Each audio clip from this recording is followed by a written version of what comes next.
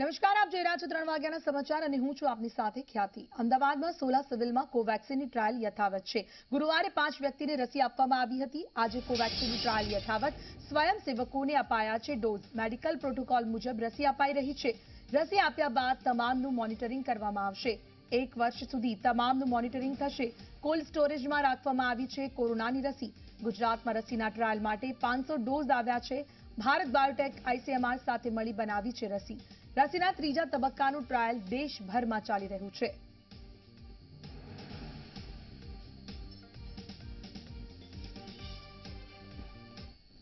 અંદાજિત આજે 20 લોકો આવેલા છે। એમાંથી અત્યાર સુધી આપણે 5 લોકોનું બધી જે સંપૂર્ણ પ્રક્રિયા પૂર્ણ થયા પછી એમને વેક્સિનેશન આપેલ છે। વેક્સિનમાં જે આપણા ક્રાઇટેરિયા પ્રમાણે આપણે 18 વર્ષથી ઉંમરના અને 60 વર્ષથી નીચેના અને જેને કોઈ કોમોર્બિડિટી ના હોય તેવા અને ફિમેલ પેશન્ટ હોય તો તે જે કોઈને એ પ્રેગ્નન્ટ ના હોવા જોઈએ એવા તમામ વોલેન્ટિયરને આપણે ઇન્ક્લુડ કરવામાં આવે છે અને એમાં તમામ પ્રકારની તકેદારી રાખવામાં આવે છે। એકદમ સરસ અને ગર્વ અનુભવું છું કે આ જે વેક્સિન છે એ ટોટલી આપણી સ્વદેશી છે, ઇન્ડિયન છે। આત્મનિર્ભર ભારત માટે આ એક સરસ પગલું છે કે જે આપણી વેક્સિન છે અહીંયા બનેલી છે। લોકો માટે મેસેજ આપીશ કે જ્યાર સુધી રસી સક્સેસફુલ ના થાય ત્યાર સુધી સોશિયલ ડિસ્ટન્સિંગ રાખે, ઘડીએ પડીએ હાથ ધોવે, સેનિટાઈઝરથી, સાબુથી અને માસ્ક પહેરીને જ જાય ગમે તે જગ્યાએ જાય તો। કોરોનાની અતિ ગંભીર બનેલી પરિસ્થિતિની વચ્ચે ગુજરાતના લાખો લોકો માટે એક આશાનું કિરણ જાગ્યું છે। ખાસ કરીને જે કોવેક્સિન જે છે તેનો લગભગ 500 દવાનો ડોઝ જે છે તે અમદાવાદની 16 સિવિલ ખાતે 2 દિવસ પૂર્વે જ આવી ચૂક્યો છે। 5 લોકો પર તેનું ટ્રાયલ પણ કરી દેવામાં આવ્યું છે અને તબક્કાવાર અન્ય લોકો કે જે વોલેન્ટિયર તરીકે અહીંયા ટેસ્ટિંગ માટે આવી રહ્યા છે તેમને આ દવાનો જે ડોઝ છે તે આપવામાં પણ આવી રહ્યો છે, એટલે કે તેનું પરીક્ષણ પણ ચાલી રહ્યું છે। આપ જોઈ શકો છો અહીંયા સોલા હોસ્પિટલમાં જે નિયત ટેમ્પરેચર છે -36.5 ડિગ્રી અહીંયા ટેમ્પરેચર દેખાઈ રહ્યું છે। તેનામાં આ દવાનો જે સંગ્રહ છે કોલ્ડ સ્ટોરેજમાં કરવામાં આવ્યો છે, એટલે કહી શકાય કે જે પ્રોટોકોલ છે દવાને સાચવવાનો તેનું સંપૂર્ણ પાલન થઈ રહ્યું છે અને જુદા જુદા જે વોલેન્ટિયર આવી રહ્યા છે તેમને નિયત ગાઈડલાઈન મુજબ આ દવાનો ડોઝ આપી તેનું પરીક્ષણ પણ કરવામાં આવી રહ્યું છે। કેમેરા પર્સન રાહુલ વાઘેલા સાથે અર્પણ કાયદાવાલા, ઝી મીડિયા, અમદાવાદ।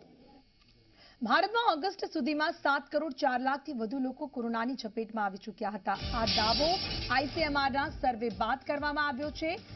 આઈસીએમઆરના બીજા રાષ્ટ્રીય સીરો સર્વેમાં કહેવામાં આવ્યું છે કે ઓગસ્ટ સુધીમાં 10 વર્ષ કે તેનાથી વધુ ઉંમરવાળા લગભગ 7 કરોડ 43 લાખથી વધુ લોકો કોરોના વાયરસના સંક્રમણની ઝપેટમાં આવી ચૂક્યા હતા, જેમાં સૌથી વધુ લોકો શહેરી વિસ્તારમાં ઝૂંપડીમાં રહેતા હતા। ત્યાર પછી ઝૂંપડી કે વસ્તુમાં ન રહેતા હોય તેવા અને બાદમાં ગ્રામીણ વિસ્તારમાં ઝૂંપડપટ્ટીમાં રહેતા લોકોનો સમાવેશ થાય છે। લેસન ગ્લોબલ હેલ્થમાં પ્રકાશિત સર્વેના પરિણામો અનુસાર ભારતમાં 10 વર્ષથી ઓછી વયના લોકો પર કરવામાં આવેલા સીરો સર્વેમાં માહિતી મળી છે કે વસ્તીનો એક મોટો ભાગ નોવેલ કોરોના વાયરસથી પ્રભાવિત થવાના મામલામાં અતિસંવેદનશીલ છે। રિપોર્ટમાં એવું પણ કહેવામાં આવ્યું છે કે ભારતના મોટાભાગના રાજ્યોમાં સંક્રમણ ત્યાં સુધી ફેલાવાની આશંકા છે જ્યાં સુધી સામૂહિક રોગ પ્રતિકારક ક્ષમતા વિકસિત ન થઈ જાય।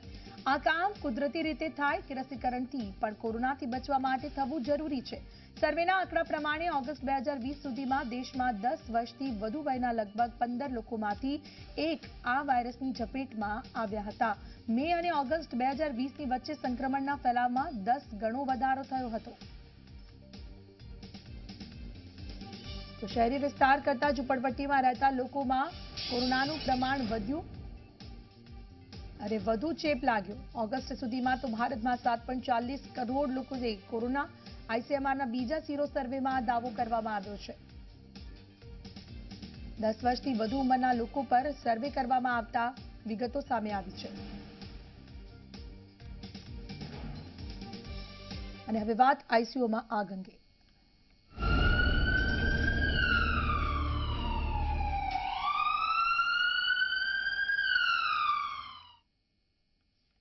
રાજકોટ આગકાંડ માટે સુપ્રીમ કોર્ટે લીધું સંજ્ઞાન। રાજકોટ આગકાંડ મામલે સુપ્રીમ કોર્ટે સુઓ મોટો કોર્ટે આ અકસ્માતને આઘાતજનક ગણાવ્યો। આગનો અકસ્માત આઘાતજનક અને પહેલીવારનો નથી। જે પણ જવાબદારો હોય તેમની સામે પગલાં ભરાવા જોઈએ। રાજકોટ આગકાંડ મામલે સુપ્રીમ કોર્ટનું મોટું અવલોકન। વારંવાર આગની ઘટનાઓ બનવા છતાં સરકાર નથી ભરી રહી પગલાં। આ પહેલા પણ સુપ્રીમ કોર્ટે ગુજરાત સરકારની કામગીરી અંગે સવાલો ઉઠાવ્યા હતા. રાજ્ય સરકાર તરફથી સુપ્રીમ કોર્ટને ખાતરી અપાઈ હતી. આવતીકાલ સુધીમાં મુખ્ય સચિવ આ મામલે બેઠક કરશે. મુખ્ય સચિવની સમગ્ર મામલે તપાસનો રિપોર્ટ કોર્ટમાં અપાશે. મંગળવાર સુધીમાં રાજ્ય સરકારને જવાબ આપવા કોર્ટનો આદેશ.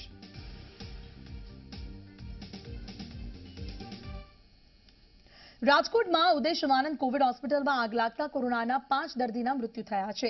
ત્યારે અગ્નિકાંડમાં રાજકોટ પોલીસ કમિશનર મનોજ અગ્રવાલ એસઆઈટીની રચના કરી છે, જેમાં ડીસીપી મનોહરસિંહ જાડેજાના અધ્યક્ષ સ્થાને એસઆઈટી તપાસ કરશે. સાથે એસીપી અને એસઓજીના પીઆઈની સભ્ય તરીકે પણ નિમણૂક કરાઈ છે. સવારે અગ્નિકાંડની જાણ થયા બાદ એફએસએલે પણ ઘટના સ્થળે જઈ તપાસ કરી હતી. મહત્વનું છે કે રાજકોટની ઉદય શિવાનંદ કોવિડ હોસ્પિટલમાં આગ લાગી ત્યારે આઈસીયુમાં 11 દર્દીઓ સારવાર લઈ રહ્યા હતા, જેમાં 6 દર્દીઓને બચાવી લેવામાં આવ્યા છે, જ્યારે 5 લોકોના મૃત્યુ થયા છે. જેથી અગ્નિકાંડ અંગે મુખ્યમંત્રીએ પણ માહિતી મેળવી તપાસના આદેશ આપ્યા. 7 મૃતકોના પરિવારજનોને 4 લાખની સહાયની જાહેરાત કરવામાં આવી, પરંતુ પરિવારજનોનો આક્રંદ હૃદય કંપાવનારો છે. પરિવારજનોએ કહ્યું કે 4 લાખ તો શું, 4 કરોડ પણ આપો તો અમારું જે ગયું છે તે પાછું નથી આવવાનું. ત્યારે સવાલ એ થાય કે કેમ વારંવાર આવી ઘટનાઓ બને છે? શું અમદાવાદની શ્રેય હોસ્પિટલની ઘટનાથી કોઈ બોધપાઠ ન લીધો? ક્યાં સુધી આવી રીતે લોકોના જીવ સાથે ખિલવાડ થશે? હવે તો કોરોના નહીં પણ આ મોતની હોસ્પિટલો ડરાવી રહી છે લોકોને.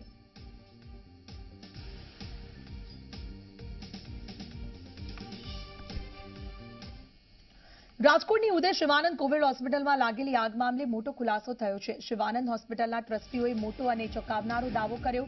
હોસ્પિટલના મેનેજિંગ ટ્રસ્ટી અશોક મહેતાએ દાવો કર્યો કે અમે તો કોવિડ હોસ્પિટલ ચાલુ કરવા માટે તૈયાર જ નહોતા. તંત્રએ અમને કોવિડ હોસ્પિટલ શરૂ કરવાની ફરજ પાડી. શિવાનંદ ટ્રસ્ટની માલિકીની ઉદય શિવાનંદ હોસ્પિટલ છે. આ એ જ હોસ્પિટલ છે જેના આઈસીયુમાં આગ લાગતા 5 દર્દીઓ જીવતા ભૂંજાયા છે. કોરોનાના દર્દીઓ અહીં સારવાર માટે આવ્યા હતા, જેમના મૃત્યુ થયા છે. જે બાદ શિવાનંદ ટ્રસ્ટ તરફથી આ મોટો ખુલાસો કરવામાં આવ્યો છે.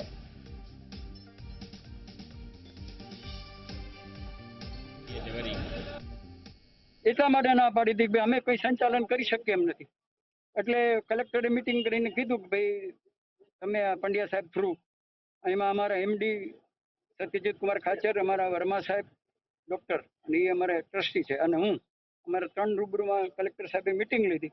અને મિટિંગમાં એમ કીધું કે અહીંયા કોરોનાના કેસ રાજકોટમાં પુષ્કળ વધતા જાય છે, તો અમારે પ્રી પ્લાન તરીકે તમારા બિલ્ડિંગની જરૂરિયાત છે. અમે સંચાલન કરવા માંગતા નથી. સંવાદદાતા ઉદય જોડાયા છે. ઉદય, રાજકોટની કોવિડ હોસ્પિટલમાં આગ લાગી અને ત્યારબાદ સતત આ ઘટનાને લઈને આપ પણ ત્યાં ઉપસ્થિત છો. સમગ્ર ઘટનાને લઈને શું વધુ અપડેટ સામે આવી રહી છે? એક બાજુ પરિવારનો આક્રંદ, બેદરકારી કોની, શું છે વધુ વિગત, શું તપાસના અર્થે સામે આવ્યું? ખ્યાતિ જો વાત કરવામાં આવે તો અમદાવાદ બાદ રાજકોટની હોસ્પિટલની અંદર આગ લાગી છે. આગ લાગવાથી લોકો સારવાર કરવા માટે આવતા, પોતાનો જીવ બચાવવા માટે આવતા હોય છે. પરંતુ આ ઘટના જોતા એવું લાગે છે કે હોસ્પિટલની અંદર જે આગ લાગવાની ઘટના એક બાદ જે સામે આવી રહી છે, તો ક્યાંક ને ક્યાંક જીવ ગુમાવી રહ્યા છે પેશન્ટો. જે ગઈકાલે આગ લાગતા તે 5 લોકોના દુઃખદ મોત થયા છે. પરિવારનું ચોક્કસ એવું કહેવું છે કે પૈસા મહત્વના નથી, વ્યક્તિ મહત્વનું છે. અમારું પૈસા તો કાલ પણ કમાવી લેશે, પરંતુ વ્યક્તિ જે ગુમાવ્યું છે ક્યારે પણ નહીં મળી શકે. ત્યારે અત્યારે જો હું દ્રશ્યની વાત કરું આપને, તો થોડા સમય પહેલા તે સચિવ જે છે કે રાકેશ કે ઘટના સ્થળ ઉપર હોસ્પિટલની મુલાકાત અત્યારે લઈ રહ્યા છે. સાથે કલેક્ટર જે છે એ પણ ઉપસ્થિત છે. એની સાથે અમદાવાદ રાજકોટના જે પોલીસ કમિશનર જે છે મનોજ અગ્રવાલ, એ પણ અહીંયા સાથે જે એસઆઈટીના વડા એવા અધ્યક્ષ સ્થાને જે છે મનોહરસિંહ જાડેજા, અને એની સાથેના ડીવાયએસપી ગેડમ અને અન્ય અધિકારીઓ જે છે એમની સાથે અત્યારે સ્થળનું નિરીક્ષણ કરી રહ્યા છે. એસઆઈટીએ તપાસ શરૂ કરી દીધી છે. મહત્વની વસ્તુ એ છે કે આગ જે લાગી ત્યારે તેજસ કરમટ કરીને જે છે એ પણ સંચાલક છે હોસ્પિટલ, એની સાથે આપણે વાતચીત થઈ તો એમણે એવું જણાવ્યું હતું કે ઓવરલોડ, એટલે કે દર્દીઓનો ઘસારો વધારે થઈ રહ્યો છે, એના કારણે દરેક વસ્તુઓ વધારે વપરાઈ રહી છે, અને એના કારણે ક્યાંક ને ક્યાંક ઇલેક્ટ્રિક સ્પાર્કની અંદર સ્પાર્ક થયો. સ્પાર્ક થતાની સાથે ઓક્સિજનની બોટલો જે હતી એમાં આગ સ્પ્રેડ થતા તે જોતામાં થોડા સમયની અંદર 5 વ્યક્તિઓના જે છે મોત નીપજી ગયા હતા. બાકીના 28 જેટલા દર્દીઓ જે છે એને બચાવવામાં આવેલા હતા. પરંતુ સવાલ આખરે એવું થઈ રહ્યો છે, બચાવ્યા ક્યાંક ને ક્યાંક ફરતો ભાગ હતો, પરંતુ જે મોત થયા તેને લઈને બેદરકારી જે છે કોની નક્કી કરવી, એક સૌથી મોટો સવાલ ઉભો થઈ રહ્યો છે. જી ઉદય, આભાર આપનો તમામ માહિતી બદલ. વધુ માહિતી માટે આપના સંપર્કમાં રહીશું. તો એફએસએલ તપાસ, એસઆઈટીના રિપોર્ટ બાદ આગળની કાર્યવાહી, પરંતુ આ બધાની વચ્ચે આપ જુઓ પરિવારજનો જે આક્રંદ કરી રહ્યા છે. ગમે તે સહાય કરવામાં આવે, પરંતુ જે વ્યક્તિ તેમના ગુમાવ્યા છે તેનો આક્રંદ તેઓ કરી રહ્યા છે.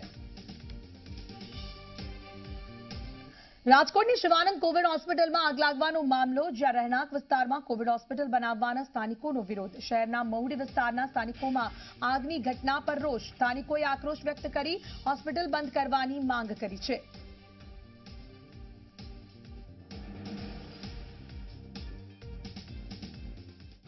રાજકોટની ઉદય શિવાનંદ કોવિડ હોસ્પિટલમાં આગની ઘટના બની છે અને ખાસ કરીને સૌથી મહત્વની બાબત એ છે કે આ ઘટના જે સ્થાનિક જે વિસ્તાર છે તેમાં આ હોસ્પિટલ ઊભી કરવામાં આવી છે, ત્યારે સ્થાનિકોમાં પણ આ મામલે ખૂબ જ આક્રોશ જોવા મળી રહ્યો છે. હાલ આપણી સાથે મહુડી રોડ વિસ્તાર જે કે જ્યાં હોસ્પિટલ સ્થિત છે ત્યાં સ્થાનિકો આપણી સાથે ઉપસ્થિત છે અને ક્યાંક ને ક્યાંક આ જે ગંભીર ઘટના બની છે, સાથે સાથે કોરોના હોસ્પિટલ કે જે રેસિડેન્ટ વિસ્તારમાં બનાવવામાં આવી છે તેને લઈને ક્યાંક ને ક્યાંક આક્રોશ છે એ સ્થાનિકોમાં જોવા મળી રહ્યો છે. ત્યારે આપણી સાથે હાલ અહીંના સ્થાનિકો ઉપસ્થિત છે. શું કહેશો કે જે રીતે રેસિડેન્ટ એરિયામાં હોસ્પિટલ બનાવવામાં આવી છે ને એમાં પણ આવી દુર્ઘટના મોટી કહી શકાય કે બની છે, તો તમારા દ્વારા કઈ પ્રકારનો આક્રોશ છે, શું તમે કહેવા માંગો? અમારા દ્વારા એવું કહેવામાં આવે છે કે રેસિડેન્સમાં કાયદેસર આ હોસ્પિટલ હોવી જ ન જોઈએ. આ ગવર્મેન્ટ મંજૂરી આપે છે એ જ ખોટી છે આ લોકોને, અને એ લોકોની બેદરકારી એવી છે કે કોઈ સુવિધા અંદર રાખતા નથી, ફાયર સેફ્ટીની કોઈ વસ્તુ નહીં, જેથી કરીને હવે આ હોસ્પિટલને મંજૂરી ન આપે એવી અમારી માંગ છે. રાત્રે જે ઘટના બની, શું અફરાતફરીનો માહોલ થઈ ગયો છે? આ અફરાતફરીનો માહોલ થઈ ગયો હતો. રાતે 1 વાગે ધુવાણા દેખાતા હતા, બધા સ્થાનિક લોકો નીકળી ગયા હતા, પણ અંદરથી લોકો સારો સ્ટાફ હતો એ લોકોએ બહાર કાઢ્યા હતા બધાને, અને 5 થી 6 મૃત્યુ થયા છે. તમે શું કહેશો, આ જે ઘટના સ્થાનિક અહીં જે રેસિડેન્સ વિસ્તારમાં બની છે, ક્યાંક ને ક્યાંક આ જે કોવિડ હોસ્પિટલ છે સંક્રમણ તમને થઈ શકે ને આગની ઘટના જો વિકરાળ સ્વરૂપ ધારણ કરતો તમને નુકસાન પણ થઈ શકે, તો આ મામલે તમે શું કહેવા માંગો? રેસિડેન્સમાં તો ખરેખર પરમિશન મળવી જ ન જોઈએ. સ્થાનિક લોકોએ વિરોધ પણ કરેલો, પરંતુ કલેક્ટર સાહેબની પરવાનગીથી આ હોસ્પિટલ ચાલુ થાય એટલે બીજા કોઈ વ્યક્તિ કંઈ કરી શકે નહીં. પણ અમારી એવી નમ્ર અરજ છે કે રેસિડેન્ટ એરિયામાં કોવિડ હોસ્પિટલ ન હોય તો સારું. આ જે ઘટના બની છે બેદરકારી હોસ્પિટલો, શું કહેશો સત્તાધીશોની?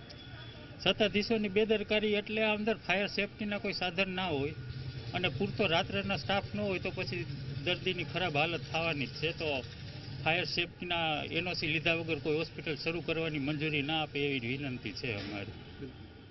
બેન શું કહેશો, એક તો જે આ કોવિડ હોસ્પિટલ છે, તમારા બાળકો તમારા પરિવારજનો અહીંથી પસાર થતા હોય, સંક્રમણનો પણ એક ભય રહીને જે રેસિડેન્સ એરિયામાં આ હોસ્પિટલ છે, આ મામલે તમે શું કહેશો? રેસિડેન્શિયલ એરિયામાં તો આ હોવું જ ના જોઈએ. અમારા નાના બાળકો અહીંયા શેરીમાં રમતા હોય છે, બરાબર, એના લીધે બાળકો તો સમજતા નથી કે આ બધું જમ્સ છે, આ નથી અનુકૂળ, બરાબર. પછી આ હોસ્પિટલના લીધે અમને લોકોને બહુ તકલીફ પડી રહ્યા છે, બરાબર છે. તમારી શું માંગણી છે? હવે ના બનવી જોઈએ, આ બધું હવે ક્લિયર કરવું જોઈએ આ લોકો અહીંથી જ બધું, બરાબર છે. શું કહેશો, જે રીતે આ રહેણાંક વિસ્તારમાં આ પ્રકારની હોસ્પિટલ છે, એક જીવતો બોમ્બ જ કહી શકાય, તમારી ક્યાંક ને ક્યાંક નારાજગી સ્થાનિકોનો છે, શું કહેશો? એ ટાણે કટાણે ગાડીઓ નીકળે કે પાવા કરતી છોકરા બધા બહાર નીકળી જાય, અને અમને તે દિવસે આખી રાત નીંદર ન આવે, બધા ઘડીએ ગુજરી જતા હોય, એની ગાડીઓ પણ અહીંથી નુકસાનકારક નીકળે છે, એ અમને કોઈ ગમતું નથી. તમારી શું માંગણી છે? કે હવે આવું ન થવું જોઈએ. અહીંયા નજીક અને હકડાશ છે કે ગાડીઓ રી એમ નો ડેલાન મોઢાગર આવીને એવી ગાડીઓ પાવા કરતી આવે, એ અમને જરાય પસંદ નથી. કોરોનાના દર્દીઓ છે, કોરોનાના દર્દીઓ અને છોકરા રમતા ન્યા વયા જાય છે, શેરીમાં તો રમવાના જ હોય, તો એના જમ્સ એમાં ન આવે. છોકરાને કેટલીક વાર ચાલીને રાખવા અહીંયા. શું તમે શું કહેશો, જે રીતે અહીં સ્થાનિક જે રેસિડેન્સ એરિયામાં હોસ્પિટલ છે? ખરેખર એકચ્યુઅલી આ પરમિશન છે ને આપવી જ ન જોઈએ. સ્થાનિક વાળાએ અવારનવાર આ લોકોને ના પાડેલી છે, અવારનવાર ના પાડેલી છે, છતાંય આ લોકોએ કઈ રીતે પરમિશન આપી છે એ કોઈ ખબર નથી પડતી, બરાબર છે. બીજું, આ એક હોસ્પિટલ નહીં સાહેબ, આવી અનેક હોસ્પિટલની આવા અનેક બનાવ બને છે, પણ 5 થી 6 દિવસ આ હોહાપોરીએ છે. 6 દિવસ પછી આ વસ્તુ ટોટલ બંધ થાય છે. તો આ બંધ શું કામ થાય છે? આની ઇન્વિકેશન કેમ નથી થતી? આની ઉપર હિટ કેમ નથી થતી? એક્શન કેમ નથી લેવાતા? કઈ મિલી ભગત છે આની ઉપર? શું લાગે કોમર્શિયલ એરિયામાં લઈ જાવી છે? શું કોમર્શિયલ એરિયા આનાથી રેસિડેન્ટથી આ વસ્તુ દૂર જ હોવી જોઈએ સાહેબ, કારણ કે અહીંયા વૃદ્ધ માણસો રહે છે, નાના છોકરાઓ રહે છે, એ લોકોને આ વાયરસની 100% લાગવાની શક્યતા છે, બરાબર છે. એટલે આ હોવું જ ન જોઈએ. તો ક્યાંક ને ક્યાંક આપણે જોયું જે રીતે આ મહુડી રોડ વિસ્તાર છે કે જ્યાં સ્થાનિકોમાં એક ભારે આક્રોશ જોવા મળી રહ્યો છે કે જે રેસિડેન્સ એરિયામાં કોવિડ હોસ્પિટલ ઊભી કરવામાં આવી છે, અને ખાસ કરીને જે આગની પણ ઘટના બની છે ત્યારે અફરાતફરીના માહોલથી આજુબાજુમાં રહેતા લોકો ભયભીત થઈ ચૂક્યા છે, અને ક્યાંક ને ક્યાંક જે રેસિડેન્સ એરિયામાં આ પ્રકારની કોવિડ હોસ્પિટલ ઊભી કરવામાં આવી છે તેને લઈને સ્થાનિકોમાં પણ ભારે નારાજગી જોવા મળી છે. ઓકે થોડું દૂર રાખો. થોડું નીચે રાખો.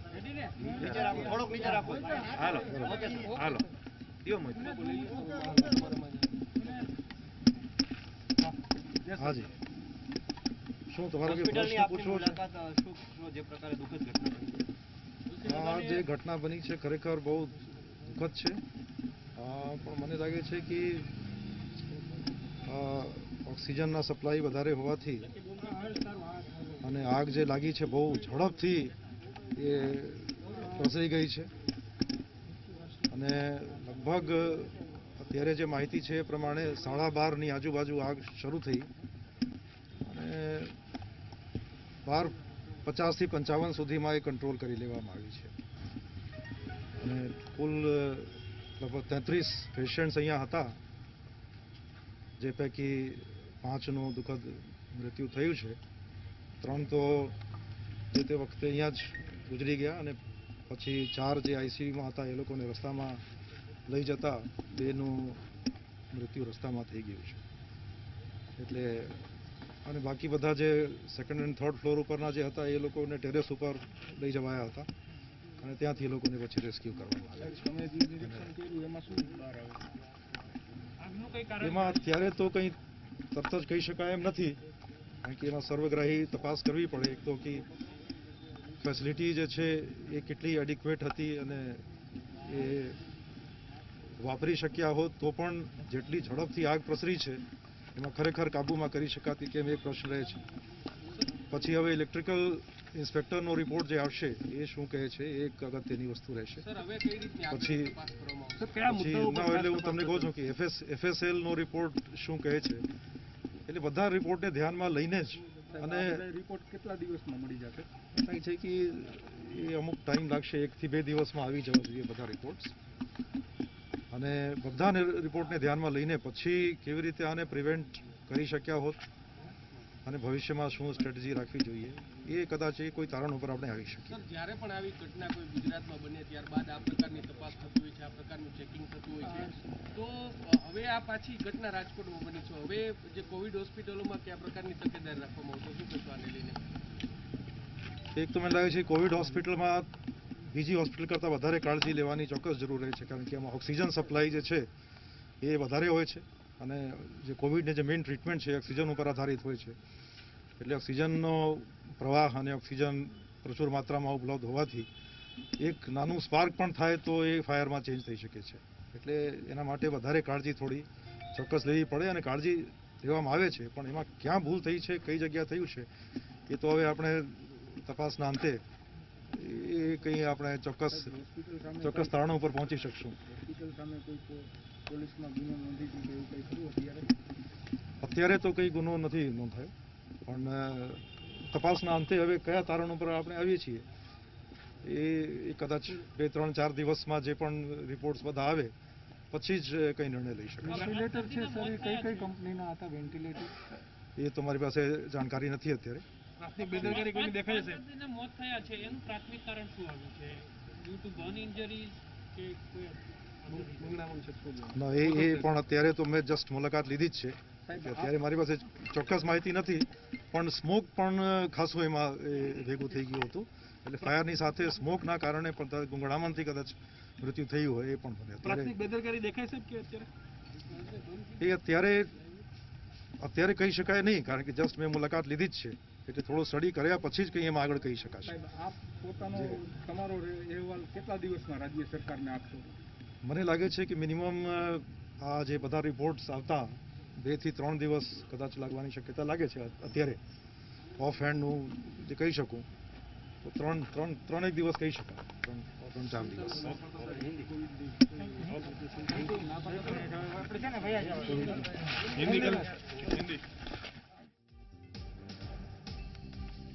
કોવિડ હોસ્પિટલમાં બીજી હોસ્પિટલથી વધુ કાળજી રાખવી જરૂરી છે. ક્યાં ભૂલ થઈ છે એ તપાસના અંતે જ સામે આવી શકે તેમ છે.